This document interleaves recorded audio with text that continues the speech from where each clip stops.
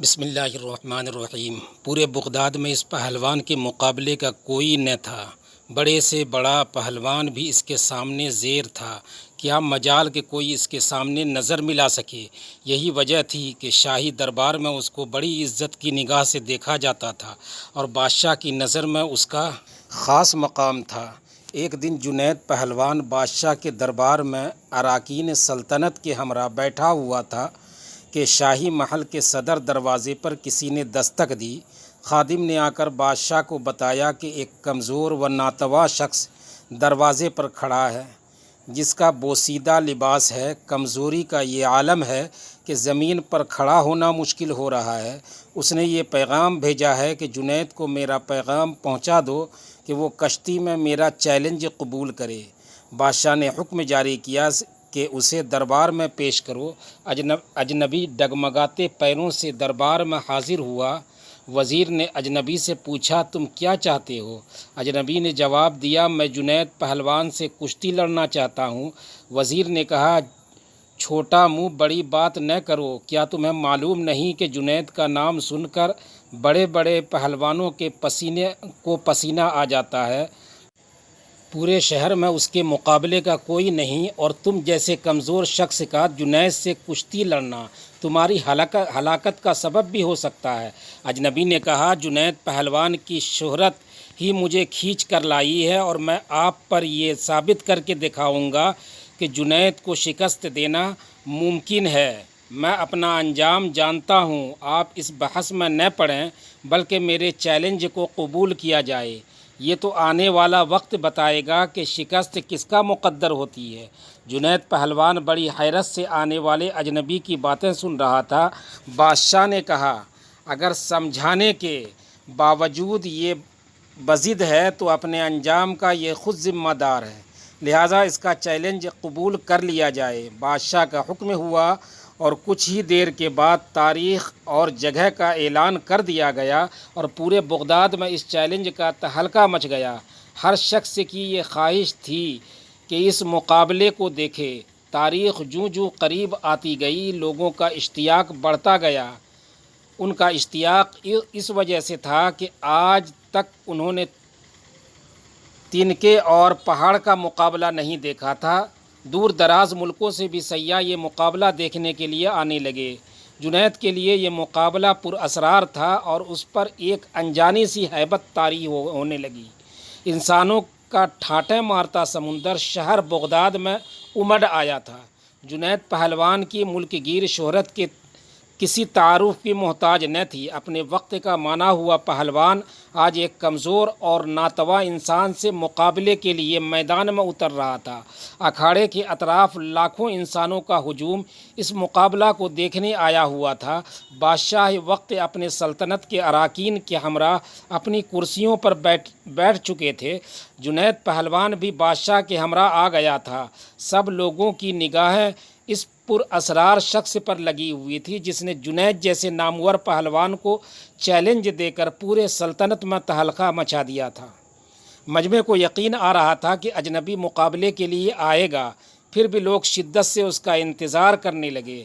جنید پہلوان میدان میں اتر چکا تھا۔ اس کے حامی لمحہ بلمحہ نعرے لگا کر حوصلہ بلند کر رہے تھے کہ اچانک وہ اجنبی لوگوں کی صفوں کو چیرتا ہوا اکھاڑے میں پہنچ گیا۔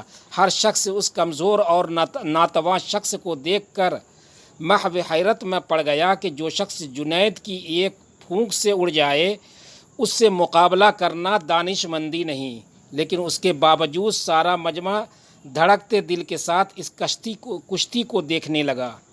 کشتی کا آغاز ہوا اور دونوں آمنے سامنے ہوئے۔ ہاتھوں میں ہاتھ ڈالے کے پنجہ آزمائی شروع ہو گئی۔ اس سے پہلے کہ جنید کوئی اور داؤ کھیلتے، اجنبی کو زیر کرتے، اجنبی نے آہستہ سے جنید سے کہا، اے جنید، ذرا اپنے کان میرے قریب لاؤ، میں آپ سے کچھ کہنا چاہتا ہوں۔ اجنبی کی باتیں سن کر جنید قریب ہوا اور کہا، کیا کہنا چاہتے ہو؟ اجنبی بولا، اے جنید، میں کوئی پہلوان نہیں ہوں، میں آل رسول صلی اللہ علیہ وسلم ہوں۔ سید گھرانے سے میرا تعلق ہے۔ میرا ایک چھوٹا سا کنبہ کئی ہفتوں سے فاقوں میں مبتلا جنگل میں پڑا ہوا ہے۔ چھوٹے چھوٹے بچے شدت بھوک سے بے جان ہو چکے ہیں۔ خاندانی غیرت کسی سے دست سوال نہیں کرنے دیتی۔ سید زادیوں کے جسم پر کپڑے پھٹے ہوئے ہیں، بڑی مشکل سے یہاں تک پہنچا ہوں۔ میں نے اس امید پر تمہیں کشتی کا چیلنج دیا ہے کہ تمہیں حضور اکرم صلی اللہ علیہ وسلم کے گھرانے سے عقیدت ہے۔ آج خاندان نبوت کی لاج رکھ لیجئے۔ میں وعدہ کرتا ہوں کہ آج اگر تم نے میری لاج رکھی تو کل میدان محشر میں اپنے نانا جان سے عرض کر کے فتح و کامرانی کا تاج تمہارے سر رکھواؤں گا۔ تمہارے ملک گیر شہرت اور اعزاز کی ایک قربانی خاندان نبوت کے سوکھے ہوئے چہروں کی شادابی کے لیے کافی ہوگی۔ تمہاری یہ قربانی کبھی بھی ضائع نہیں ہونے دی جائے گی۔ اجنبی شخص کے یہ چند جملے جنید پہلوان کے جگر میں اتر گئے۔ اس کا دل گھائل اور آنکھیں اشک بار ہو گئی۔ سید زادے کی اس پیشکش کو فوراً قبول کیا اور اپنی عالمگیر شہرت، عزت و عظمت آل رسول صلی اللہ علیہ وسلم پر قربان کرنے میں ایک لمحہ کی تاخیر نہ کی۔ فوراً فیصلہ کر لیا کہ اس سے بڑھ کر میری عزت و ناموس کا اور کون سا موقع ہو سکتا ہے کہ دنیا کی اس محدود عزت کو خاندان نبوت کی اڑاتی ہوئی خاک پر قربان کر دوں۔ اگر سید گھرانے کی مرجھائی ہوئی کلیوں کی شادابی کے لیے میرے جسم کا خون کام آ سکتا ہے تو جسم کا ایک ایک قطرہ تمہاری خوشحالی کے لیے دینے کے لیے تیار ہوں۔ جنید فیصلہ دے چکا تھا۔ اس کے جسم کی توانائی اب سلب ہو چکی تھی۔ اجنبی شخص سے پنجہ آزمائی کا ظاہری مظاہرہ شروع کر دیا۔ کشتی لڑنے کا انداز جاری رہا۔ پینترے بدلے جا رہے تھے کہ اچانک جنید نے ایک داؤ لگایا۔ پورا مجمع جنید کے حق میں نعرہ لگاتا رہا۔ جوش و خروش بڑھتا گیا۔ جنید جو جوہر دکھاتا تو مجمع نعروں سے گونج اٹھتا۔ دونوں باہم گتھم گتھا ہو کے یکایک لوگوں کی پلکیں جھپکیں۔ دھڑکتے دل کے ساتھ آنکھیں کھلی تو ایک ناقابل یقین منظر آنکھوں کے سامنے آ گیا۔ جنید چاروں خانے چت پڑا تھا اور خاندان نبوت کا شہزادہ سینے پر بیٹھے فتح کا پرچم بلند کر رہا تھا۔ پورے مجمع پر سکتہ طاری ہو چکا تھا۔ حیرت کا طلسم ٹوٹا اور پورے مجمع نے سید زادے کو گود میں اٹھا لیا۔ میدان کا فاتح لوگوں کے سروں پر سے گزر رہا تھا۔ ہر طرف انعام و اکرام کی بارش ہونے لگی۔ خاندان نبوت کا یہ شہزادہ بیش بہا قیمتی انعامات لے کر اپنی پناہ گاہ کی طرف چل دیا۔ اس شکست سے جنید کا وقار لوگوں کے دلوں سے ختم ہو چکا تھا۔ ہر شخص انہیں حقارت سے دیکھتا گزر رہا تھا۔ زندگی بھر لوگوں کے دلوں پر سکہ جمانے والا آج انہی لوگوں کے طعنوں کو سن رہا تھا۔ رات ہو چکی تھی۔ لوگ اپنے اپنے گھروں کو جا چکے تھے۔ عشاء کی نماز سے فارغ ہو کر جنید اپنے بستر پر لیٹا۔ اس کے کانوں میں سید زادے کے وہ الفاظ بار بار گونجتے رہے۔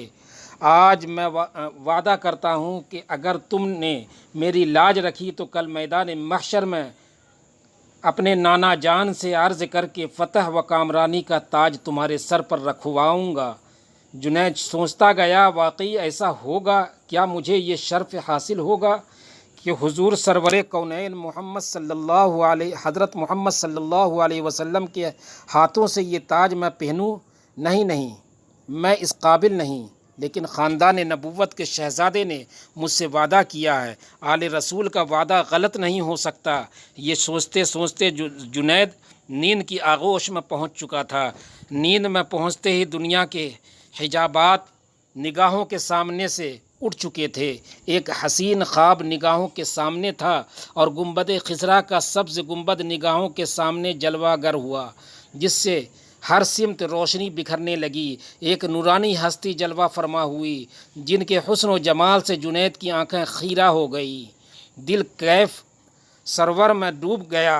اب جنید سمجھ گئے کہ یہ تو میرے آقا ہیں جن کا میں کلمہ پڑھتا ہوں۔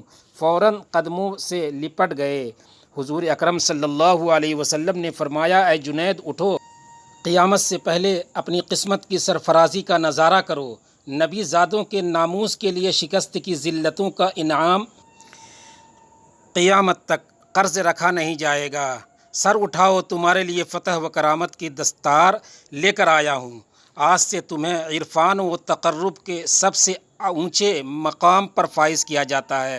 تمہیں اولیاء کرام کی سروری کا اعزاز مبارک ہو۔ ان کلمات کے بعد حضور سرور کونین حضرت محمد مصطفیٰ صلی اللہ علیہ وسلم نے جنید پہلوان کو سینے سے لگایا، اور اس موقع پر حضور صلی اللہ علیہ وسلم نے حالت خواب میں جنید کو کیا کچھ عطا کیا، اس کا اندازہ لگانا مشکل ہے۔ اتنا اندازہ ضرور کیا جا سکتا ہے کہ جب جنید نیند سے بیدار ہوئے تو ساری کائنات چمکتے ہوئے آئینے کی طرح ان کی نگاہوں میں آ گئی تھی۔ ہر ایک کے دل جنید کے قدموں پر نثار ہو چکے تھے۔ بادشاہ وقت نے اپنا قیمتی تاج سر سے اتار کر ان کے قدموں میں رکھ دیا تھا۔ بغداد کا یہ پہلوان آج سید الطائفہ حضرت جنید بغدادی رحمۃ اللہ علیہ کے نام سے سارے عالم میں مشہور ہو چکا تھا۔ ساری کائنات کے دل اس کے لیے جھک گئے تھے۔